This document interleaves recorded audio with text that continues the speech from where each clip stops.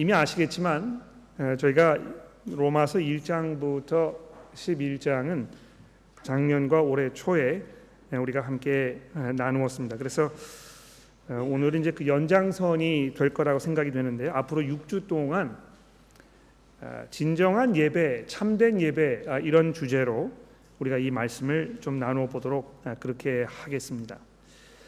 우리가 어떻게 하나님을 예배할 것인가, 이가 아주 중요한 그런 문제임에 틀림이 없습니다.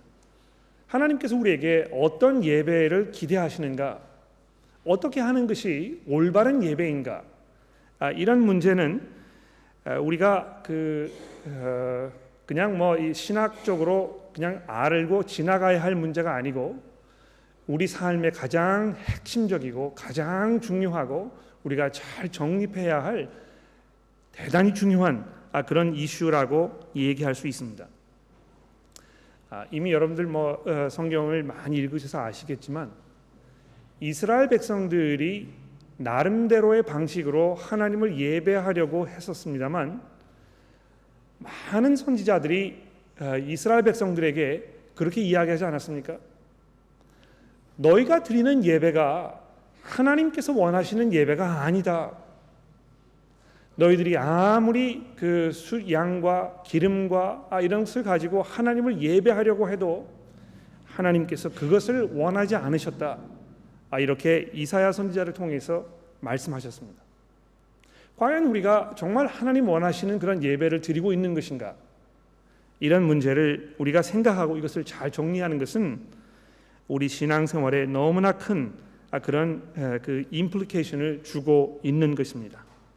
그래서 오늘 이제 우리가 1절부터 8절의 말씀을 봉독을 했습니다만, 제가 가만히 생각을 해보니까 일단 오늘 설교 시간에 1절과 2절 이 말씀을 조금 주제로 해서 집중을 해보고, 다음 주에 원래 이제 그 9절 이후로 설교를 하려고 했습니다만 3절부터 다음 주에 다시 시작을 하도록 그렇게 제가 약간 수정을 해보았습니다. 그래서 오늘은 1절과 2절의 말씀 여기를 조금 중심으로 다루어 보면서 앞으로 6주 동안 다루게 될 이 예배라는, 참된 예배라는 이 그 시리즈에 대한 기본적인 그런 그 발판을 한번 다주어 보는 그런 작업을 해보도록 그렇게 하겠습니다.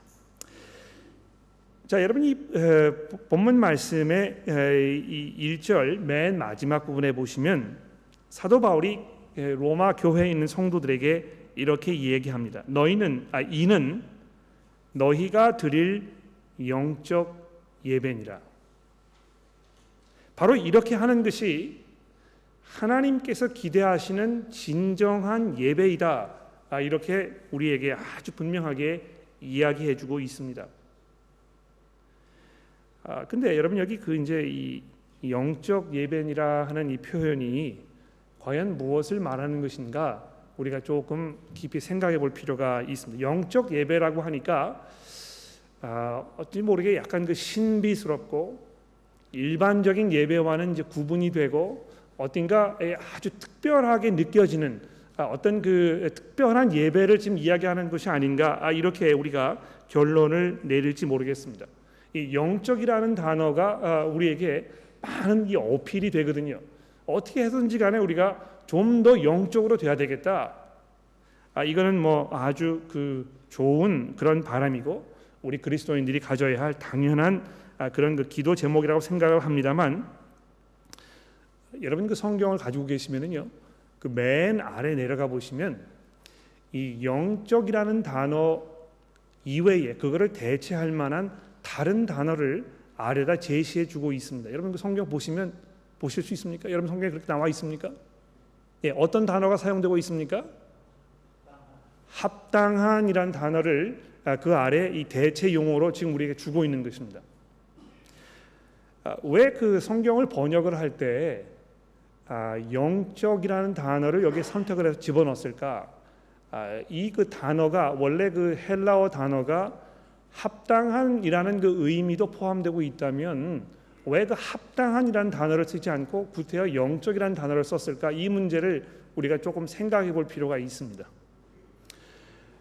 이거는 어떤 그 영적이고 영적이지 않은 문제를 이야기하는 것이 아니고요. 어떤 보다 내면적인, 보다 그냥 이 겉으로 그냥 생각 없이 이렇게 하는 그런 예배가 아니고 이 진정한이라는 의미를 가지고 있는 것입니다. 그래서 이제 합당한 의미를, 합당한이라는 단어를 우리에게 대체 용어로 쓰고 있는데요. 이거는 어떤 면에서 뭘 말하는 것이냐면, 하나님께서 이렇게 우리에게 하셨을 때 그것을 염두에 두고 우리가 드려야 할 합당한, 온전한, 진정한, 이제 영적이라 이렇게 얘기하니까 뭐 좀 어떤 신비하고 이런 걸 이야기하는 것처럼 생각될 수 있습니다만, 그런 의미가 아니고 하나님께서 원하시는 합당한, 온전한, 진정한 그런 예배라는 것을 이야기하는 것입니다. 여러분 헬라어 단어를 여기 이제 보면은요, 우리가 이제 영어로 로직이라는 단어를 쓰지 않습니까? 이 로직이라는 말은 논리적이고 합리적이라는 단어를 의미를 가지고 있는 영어 단어인데요. 이 헬라어 단어가 로직이라는 단어의 어근, 그 단어를 여기 좀 사용하고 있는 것입니다. 그래서 이 영적 예배니라 하는 표현보다는요, 오히려 이것이 합당한 예배니라 이렇게 읽는 것이 훨씬 더 원래 언어에 접근되어 있고 우리가 훨씬 더 이해하기도 쉬운 그런 의미입니다. 그래서 여기 보십시오. 사도 바울이 뭐라고 얘기하고 있습니까? 그러므로 형제들아, 내가 하나님의 모든 자비하심을 염두에 두고 너희들을 권하노니, 이제 이렇게 이야기하지 않습니까? 뭘 말하는 것이냐 하면, 지금 1장부터 11장까지 사도 바울이 로마서에서 이 하나님의 자비하심에 대해서 얼마나 자세하게 설명했는지 모릅니다.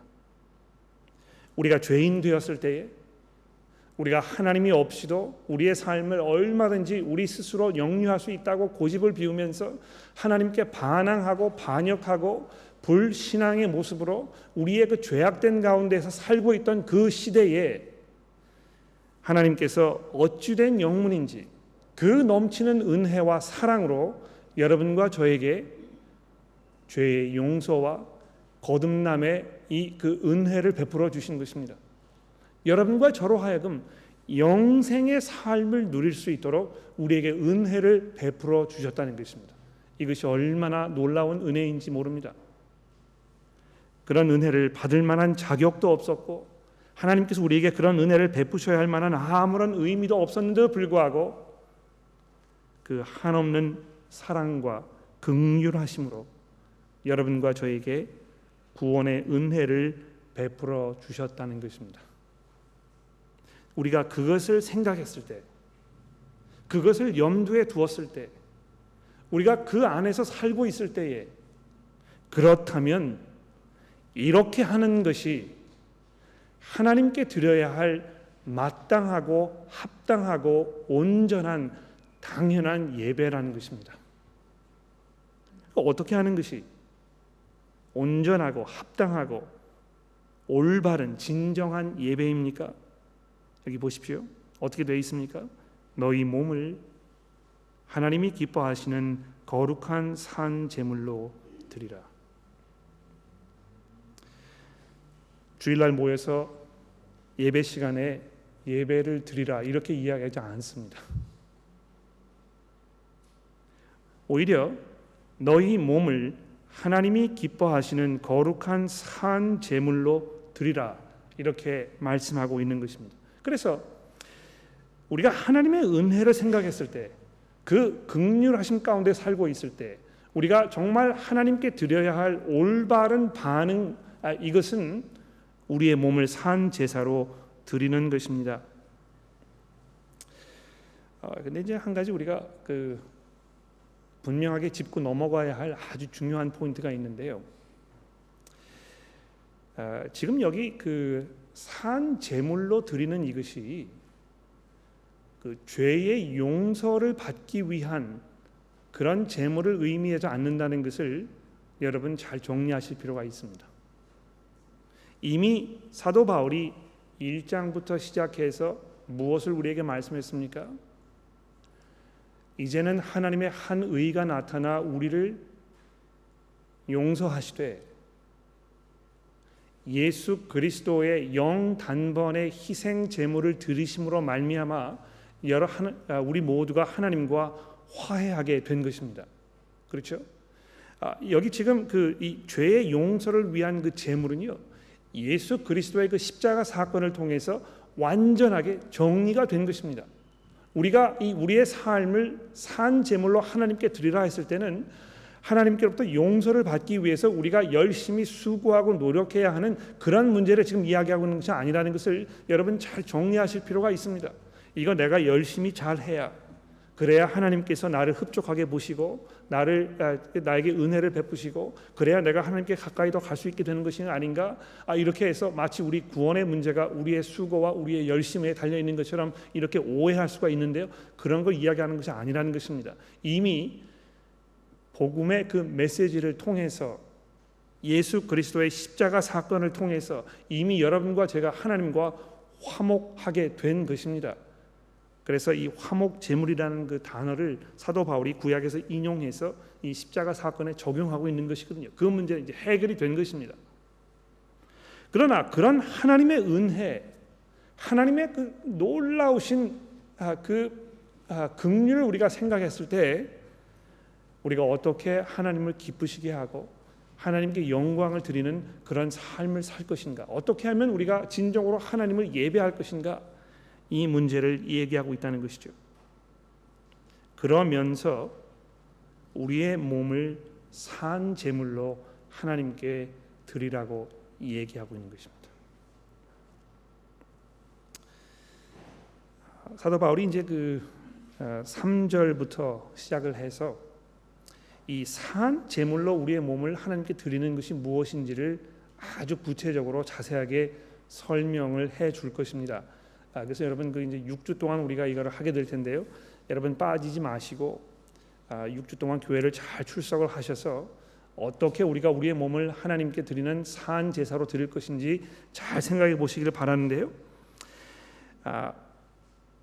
그것을 설명하기 전에 사도 바울이 보다 구체적으로 어떤 포괄적으로 이 앞으로 풀어 나가야 할 어떤 방향을 우리에게 제시해주고 있습니다.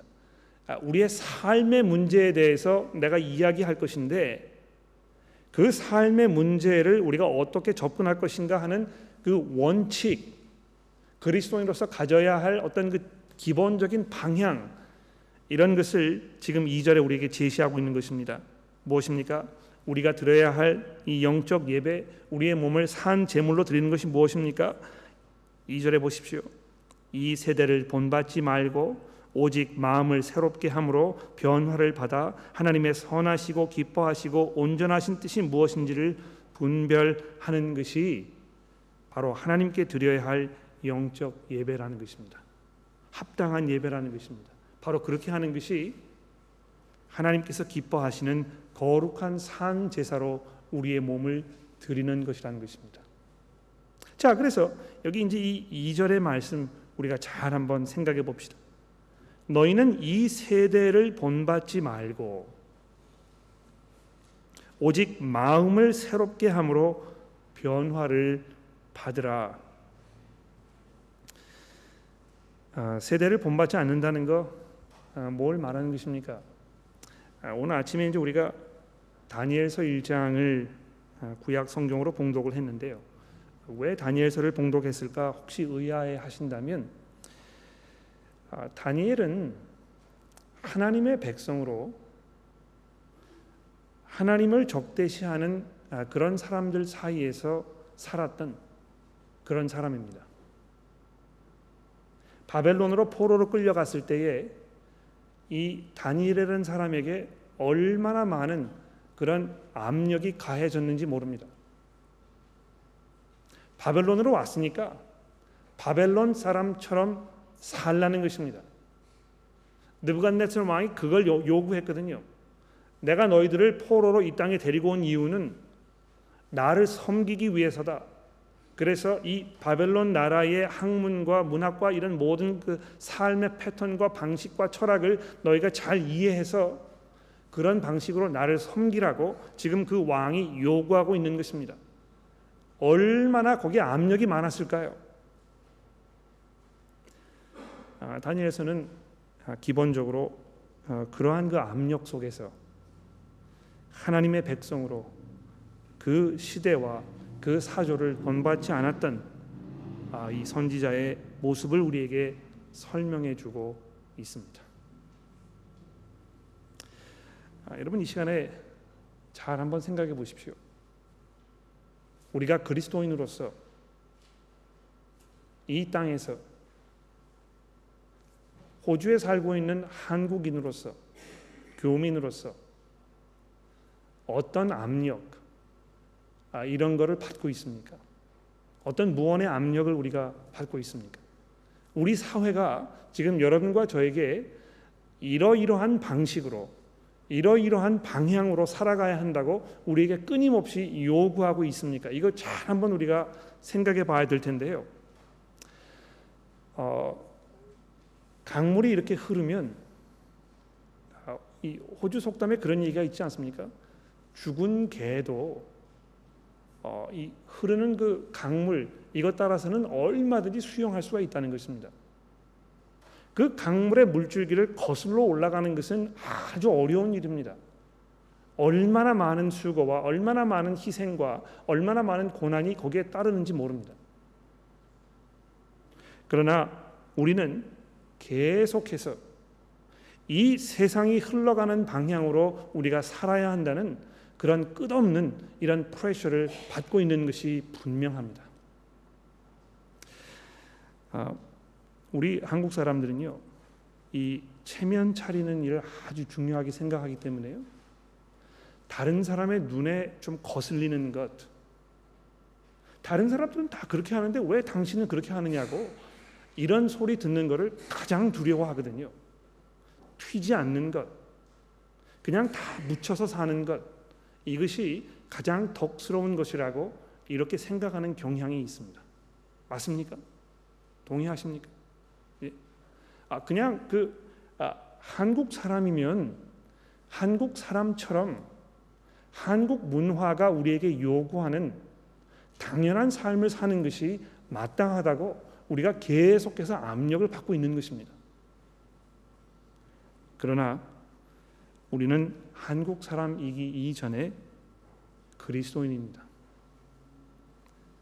거듭난 사람들인 것입니다. 그것은 한국 사람이라는 것이 나쁜 것이라는 것을 말하는 것이 아니고요, 한국 사람 이전에 우리가 누구인가를 정의해 주는 그 새로운 카테고리가 우리에게 주어졌다는 것입니다. 그래서 우리는 한국 사람이기 이전에, 호주에 사는 교민이기 이전에 우리는 그리스도인입니다. 내가 누구인가? 내가 어떤 삶을 살아야 하는 것인가? 내가 어떤 결정을 내려야 하는 것인가? 내가 무엇을 위해서 사는 것인가? 이것은 복음이 과연 나에게 어떤 변화를 가져왔는가? 이 문제를 가장 먼저 생각하는 것으로 결정되어야 한다는 것입니다. 예전에 우리 교회에서 수고하셨던 그 피터 오브라이언 목사님, 신학교에서 신학학을 가르치셨던 굉장히 훌륭한 그런 그 신학학자이신데요. 그분이 저희 교회에서 사역을 하실 때 항상 저에게 하신 말씀이 있습니다. 기억나십니까, 여러분? 그 자리에 계셨던 분들은 아마 기억하실 것입니다. 여러분들은 한국 사람이기 이전에 그리스도인이라는 것입니다. 여러분 그렇게 생각하십니까? 나는 그리스도인이고 그리스도의 제자이고 내가 따라가야 할, 내가 보여야 할 그 충성은 내 국가이기 이전에, 내 민족이기 이전에 우리의 주님이시고 우리의 구원자이신 예수 그리스도 그분에게 있다는 것입니다. 어떤 면에서 이 애국, 충효, 이것이 우리 한국 사람들에게 가장 숭고하고 가장 거룩한, 건드릴 수 없는 그 성역인 것처럼 이렇게 생각되어 왔습니다. 그러나 그러한 생각들 이전에 우리가 예수 그리스도를 따라가는 그리스도의 제자이라는 것입니다. 그렇다면 우리가 가정 생활을 꾸려가는 면에서 부모와 자식 간의 관계를 생각하는 데 있어서, 우리의 결혼 생활을 생각하는 데 있어서, 자식들이 나가야 할 그 방향을 생각하는 데 있어서, 우리가 서로 인간 관계를 맺는 데 있어서 우리가 새롭게 생각해야 할 그런 책임과 의무가 우리에게 분명히 주어졌다는 것입니다. 저는 자라날 때 기억나는데요. 그 애국이라는 것이 우리 한국 사람들에게 가장 중요한 것인 것처럼 이렇게 생각하도록 교육을 받은 적이 생각납니다. 그러나 예수님께서 뭐라고 얘기하셨습니까? 가이사에게 것은 가이사에게 돌리고 하나님께 것은 하나님께 돌리라고 말씀하지 않습니까? 나의 왕국은 이 세상에 있는 왕국이 아니고 하늘로부터 오는 왕국이라고 이렇게 예수님 말씀하셨다는 것이죠. 그렇다면 우리 그리스도인들은 한국 사람이면서도 우리가 가장 중요하게 생각해야 할 것은 우리의 국가가 아니고 영원하신 하나님의 나라의 왕이신 예수 그리스도 그분이라는 것입니다. 과연 우리가 가지고 있는 문화와 우리가 가지고 있는 사고방식과 우리의 전통과 이런 모든 것들이 우리에게 구체적으로 무엇을 요구하고 있는지, 그리고 그러한 모든 것들이 이 복음과 만났을 때에 어떤 그 충돌 현상이 일어나는지 우리가 깊이 생각해 보아야 합니다. 그래서 여기 보시게 되면 세대를 본받지 말고 오직 마음을 새롭게 함으로 사도 바울이 이렇게 명시하고 있는 것입니다. 여기 그 마음이라는 것은요, 어떤 그 감정을 말하는 것이 아니고 이 생각을 말하는 것입니다. 그 영어로 이제 마음이라고 하면 그 mind라는 말을 쓰고 있는데요. 이 mind라는 말은 이 사고력을 말하는 것입니다. 어떤 우리가 이제 마음 하면은 어떤 이 심장, 어떤 느끼는 것, 뭐 이런 거를 우리가 생각하는 그런 경향이 있습니다. 참 마음이 좋은 사람이다, 이렇게 우리가 표현을 했을 때 그 사람의 어떤 성격이나 뭐 이런 거를 얘기하는 경우가 있습니다만, 성경이 이 마음이라는 얘기를 했을 때는요, 이 intelligence, 사고력, 지적인 능력, 이런 걸 얘기하는 것이거든요. 즉 다시 말해서 우리의 그 생각하는 방법, 이것의 변화를 받으라는 것입니다. 어떤 그 외적인 그 행위의 변화를 이야기하는 것이 아니고요, 내적인 그 마음의 확신을 말하는 것입니다. 그리스도를 믿게 되면, 그리스도의 제자가 되게 되면 마치 우리의 그 사고력을 다 포기해버리고 그냥 무조건적으로 무작정 따라 나서는 것으로 이렇게 생각하는 경우가 상당히 많습니다. 그래서 믿지 않는 분들이 이제 기독교인들 생각했을 때 마치 머리에 든 것이 아무것도 없는 사람들인 것처럼 이렇게 생각하는 경우가 많습니다. 어떤 면에서는 믿지 않는 분들의 그러한 공격이 합당하고 타당하고 일리가 있습니다. 왜 그렇습니까? 성도 여러분들이 교회에 오셔서 또 성경을 읽으실 때 아무런 생각이 없는 것입니다. 그냥 앞에서 목사님이 그렇게 얘기하시니까 그런가 보다, 그리고 그냥 넘어가 버리는 것입니다. 왜 그럴 것일까? 정말 그럴 것인가? 성경이 그렇게 이야기하고 있는가? 이 삶이, 이런 하나님의 말씀이 내 삶에 비추어졌을 때 무엇을 요구하고 있는 것인가? 이런 문제에 대해서 깊이 고민하고 생각하고 질문하고 이것을 확인하는 그런 작업이 그렇게 많이 활발하게 이루어지고 있지 않은 것입니다. 저희 교회에서 자꾸 우리가 설교 끝나고 나서 질문 시간을 갖는 이유가 무엇입니까? 우리가 생각할 수 있도록 하기 위해서.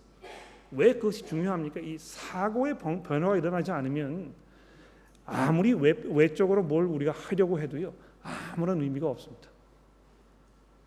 그래서 마음을 새롭게 함으로 변화를 받는 이것이 얼마나 중요한 것인지를 우리가 돌아보았을 때, 여러분, 우리 서로 대화하고 우리의 생각을 나누고 우리가 가지고 있는 것이 정말 옳은 것인가, 우리가 지금 오랫동안 이러한 방식으로 무엇을 해왔는데 앞으로도 그렇게 해야 할 것인가, 이것이 과연 하나님께서 우리에게 요구하는 것인가, 성경이 과연 그렇게 이야기하고 있는 것인가, 우리가 깊이 생각해 봐야 된다는 것입니다. 그렇게 했을 때에 바로 그것이 하나님께서 기뻐하시는 참 예배라는 것입니다. 우리가 어떻게 하나님을 기쁘시게 할 수 있습니까? 교회에 모여서 이제 예배를 드린다고 우리가 이제 일반적으로 표현을 많이 씁니다. 그래서 이 예배 시간만큼은 우리가 정말 정성을 다해서 이렇게 이 예배 시간에 참석해야 된다, 이렇게 우리가 일반적으로 생각을 많이 합니다. 그러나 사도 바울이 지금 이 예배라는 문제를 우리에게 이야기했을 때는요, 우리의 삶 전체를 포함하고 있는 것이 분명합니다. 우리가 일상생활에서 우리가 어떤 결정을 내리고 어떤 사고 방식을 따라가고 무슨 철학을 우리가 수용하고 이런 모든 것들이 하나님 앞에서 우리가 드려야 할 참 예배가 된다는 것입니다. 그래서 우리가 이 운전을 할 때도 어떤 마음가짐으로 운전을 하는가, 이것이 하나님께 드리는 참 예배가 된다는 것이죠. 이 정부에서 정해놓은 교통법규를 잘 지키면서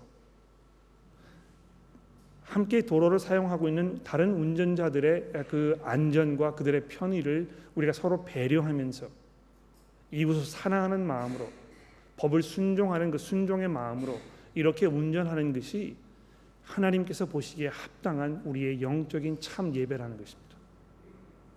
여러분이 가정에서 아내를 어떻게 대하는지, 남편을 어떻게 대하는지, 자녀들에게 어떻게 하고 있는지, 이런 모든 것들이 하나님 보시기에 합당한 참 예배가 된다는 것입니다.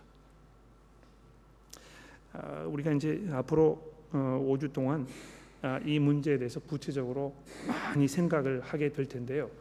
여러분 교회 빠지지 마시고 이런 문제들이 구체적으로 어떻게 우리 삶 속에 승화되어서 하나님께 드리는 참 예배가 될 것인지 우리 함께 깊이 한번 생각해 봅시다. 정말 이 성경의 말씀을 가지고 우리가 고쳐가야 할, 새롭게 생각해야 할 이런 부분들이 무엇이 있는지 깊이 고민하는 그런 자리가 되기를 간절히 소망합니다.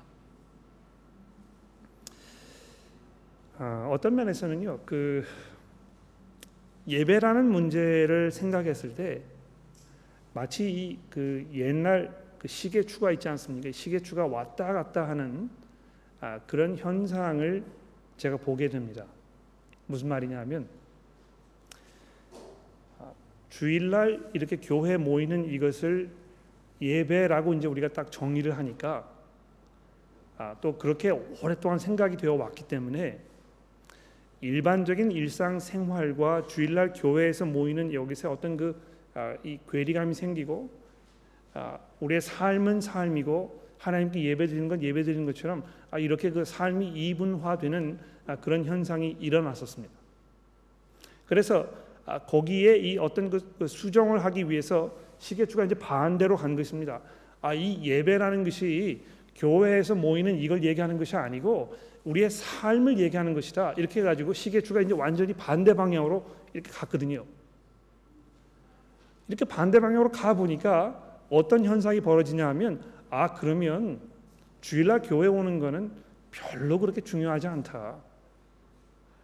그래서 제가 이 교회 가는 날 그 사역 학교를 하면서도 말씀을 드렸습니다만 교회를 자꾸 빠지게 되는 것입니다.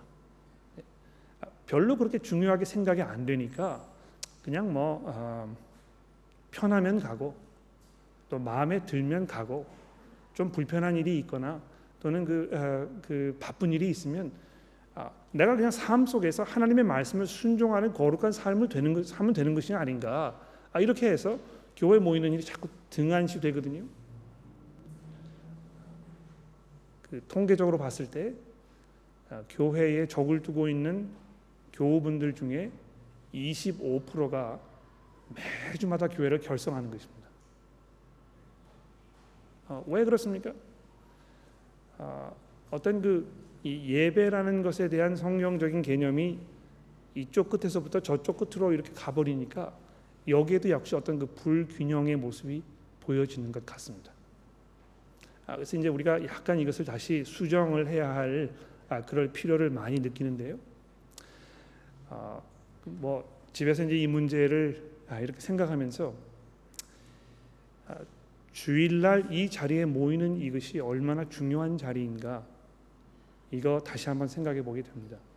우리가 교회로서 함께 모여서 하나님의 말씀을 듣고 그 말씀이 우리에게 지금 무엇을 이야기하고 있는지 같이 생각해 보고, 우리가 함께 모여서 그 말씀으로 서로 격려하고 가르치고 훈련하고 준비되고, 또 어떤 면에서 하나님의 그 훈계를 우리가 듣고 우리의 헌신을 다짐하고, 이러한 이 작업이 얼마나 중요한 것인지 우리가 다시 한번 생각해 보게 되는 것입니다. 그리고 나서 그러한 모든 것들이 정리되었을 때 우리가 일반적으로 집에 돌아가서 그 말씀을 어떻게 실용적으로 적용해서 살 것인가, 이 문제를 깊이 생각하는 그런 작업이 우리 앞에 놓여져 있는 것입니다. 자, 제가 준비한 거 이제 다 말씀을 드렸는데요. 잠시 여러분 숨 고르기를 좀 하시고 옆에 계시는 분들과 함께 들으신 설교 내용에 대한 여러분의 소감이나 또 생각이나 이런 걸 좀 서로 나누어 보시고, 분명하지 않거나 조금 더 보충 설명이 필요한 부분이 혹시 없는지 좀 물어보시기도 하고, 성장 그룹에서 성경 공부를 하시면서 해결되지 않았던 문제가 있었으면 질문하는 시간을 조금 받아보도록 그렇게 하겠습니다. 잠시 서로 대화하고 쉬는 그런 시간. 네, 우리 조영아 교우님 앞에 질문이 있으신데요.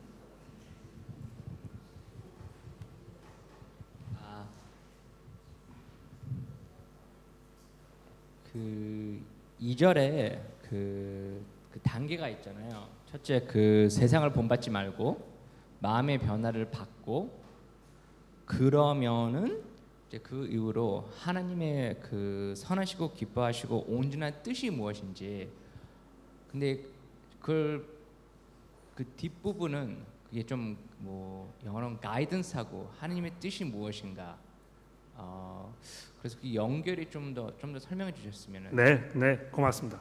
좋은 질문인데요.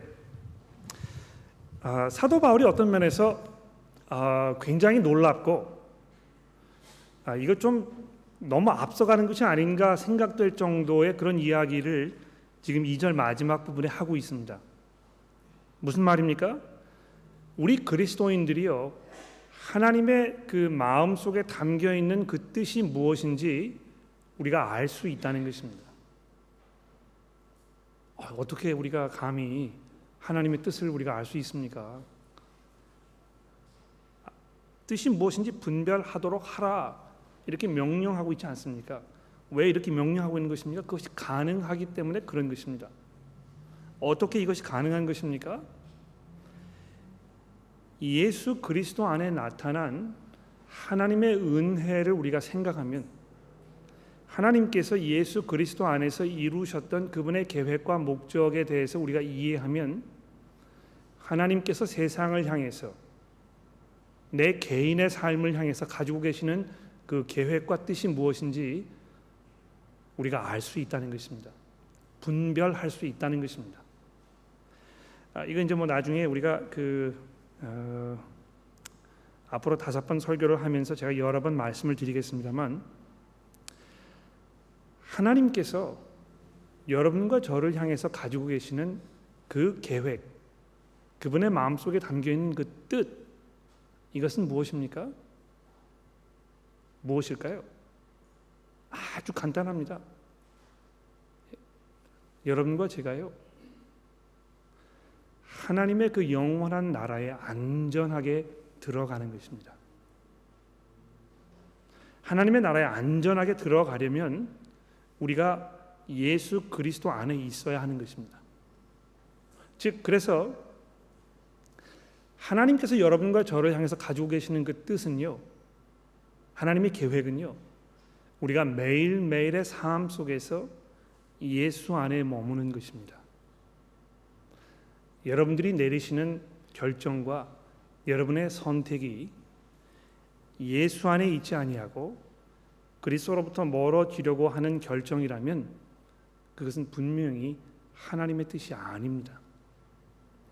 그러니까 여러분 아무리 기도하시고 고민하셔도 하나님 저에게 로또를 좀 맞게 해주십시오 하는 것은 결코 하나님의 뜻이 될 수 없습니다. 왜냐하면 그렇게 하면 우리가 예수 안에 머무를 수가 없거든요. 그래서 우리가 이제 그 세대를 본받지 않고 마음의 변화를 받아서 그리스도의 복음 안에 사는 그런 삶의 훈련을 반복하면 반복할수록 저희들의 마음과 생각이 점점 그리스도의 마음과 생각으로 일치하게 될 것이고요. 그렇게 되었을 때 우리가 하나님의 그 계획과 뜻 이것에 아주 가까워지는 그런 삶을 살 수 있다고 우리에게 약속하고 있는 것입니다. 네. 또 질문이 있으십니까?